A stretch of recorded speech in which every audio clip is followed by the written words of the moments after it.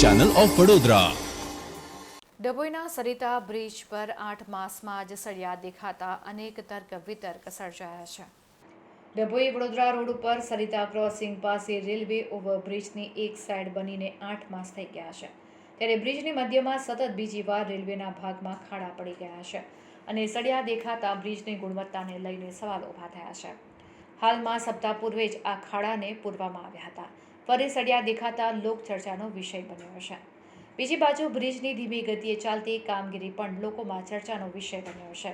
વડોદરાથી ડભોઈને જોડતો મુખ્ય બ્રિજ રેલવે ભાગમાં ઉપરની સાઈડ પર મોટા ખાડા પડ્યા છે, જેને કારણે આરસીસી ઉખડી જતા બ્રિજ પરના સળિયા પણ દેખાવા લાગ્યા છે। 8 માસ પૂર્વે જ આ બ્રિજને ખુલ્લો મૂકવામાં આવ્યો હતો। બ્રિજ ઉપર બંને સાઈડના વાહન વ્યવહારનું ભારણ પણ જોવા મળે છે, ત્યારે બ્રિજની બીજી સાઈડની ધીમી ગતિએ ચાલતી કામગીરી પણ ચર્ચાના એરણે પહોંચી છે। આખરે આ બ્રિજ ક્યાં સુધી સંપૂર્ણ બની રહેશે તેને લઈને સવાલ ઉઠી રહ્યા છે।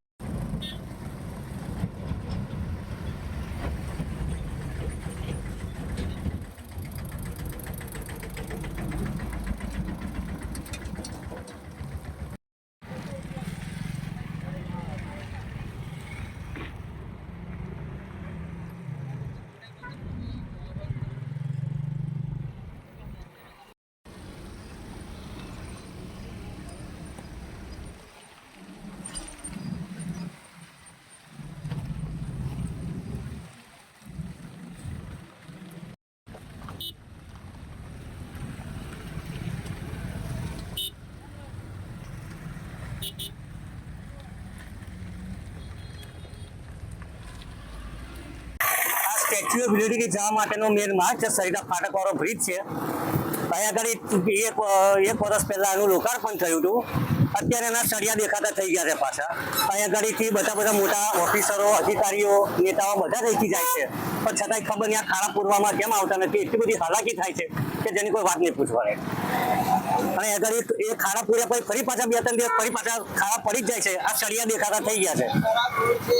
એટલે બધો બહુ જ અઘરું પડે છે આગળ જવા આવવા માટે। તમે જોઈ શકો છો આ વાહન વ્યવહાર જો અત્યારે કેવી હાલત છે અત્યારે।